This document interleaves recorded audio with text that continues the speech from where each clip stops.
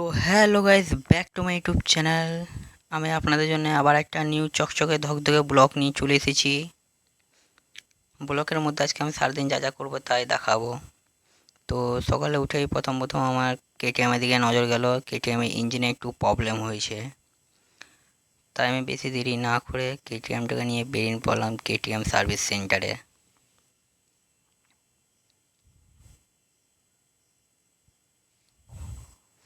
আর KTM service সেন্টারটা আমাদের এখান থেকে 20 কিলোমিটার দূর,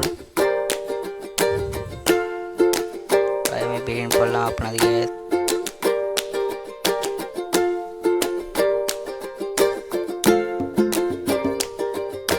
তো ফাইনালি অনেকক্ষণ সাইকেল চালাতে চালাতে আমি পৌঁছে গেলাম কেটিএম সার্ভিস সেন্টারে। আর এদিকে আমার কেটিএমের কাজ চলছে,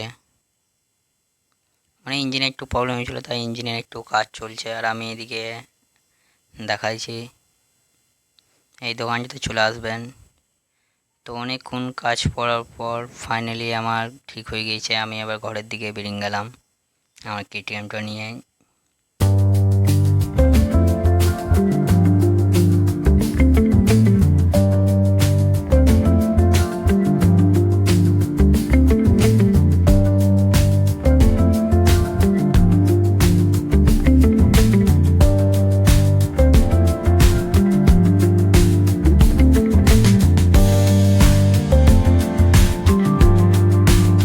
তো অনেকক্ষণ সাইকেল চালাবার পর আমি পৌঁছে গেলাম ঘরে। আর আজকে জুম্মা, তাই বেশি দেরি না করে আমি গোসল করতে যাওয়ার জন্য রেডি হয়ে গেলাম। তো গোসল করে এসে আপনাদের সঙ্গে আমি দেখা করছি। তো ফাইনালি আমি গোসল করে চলে এসেছি, পুরো রেডি হয়ে গিয়েছি মসজিদে যাওয়ার জন্য। আজকে শুক্রবার, তাই আজকে একটু জলদি যেতে হবে। তো জুম্মার নামাজ পড়ে এসে আমি ভিডিওটা কন্টিনিউ করছি। তো ফাইনালি আমি নামাজ পড়ে চলে এসেছি।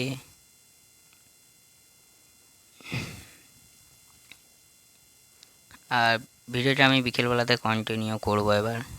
তো গাইস, এখন বাজছে বিকেলে 5:30, আর আমি ভিডিওটা কন্টিনিউ করলাম। কন্টিনিউ করার পর দেখি দুটো ফ্যান ফলোয়িং এসেছে আমার। তো তাদের সঙ্গে হালকা করে সেলফি নিলাম আমি।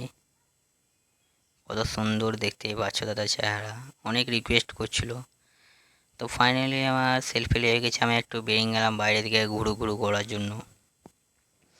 ঘুরু ঘুরু করতে করতে আমি দেখতে পাই এখানে দুটো ঝর্ণা লাগিয়েছে।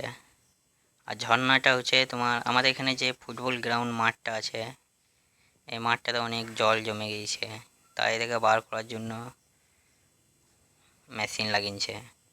মেশিন আবার একটা হলো, দুটো লাগিয়েছে। তাই হালকা করে এখানে আমি দেখলাম কীরকমভাবে পানিগুলা পড়ছে। তো অনেকক্ষণ দেখার পর আমি চলে এলাম এই পজিশানটাতে এসে আমি বসলাম একটু। আর আশেপাশে দেখি আশেপাশে কেউ নাই, পুরো ফাঁকা।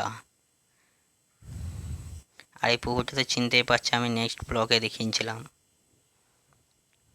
তো ঘর এসে ভাবলাম হালকা করে ম্যাগি রান্না যাক, তো একটা বাটিতে ম্যাগি আর আলু বানিয়ে নিয়েছি। হালকা করে পেঁয়াজ লাল করে নিলাম আমি।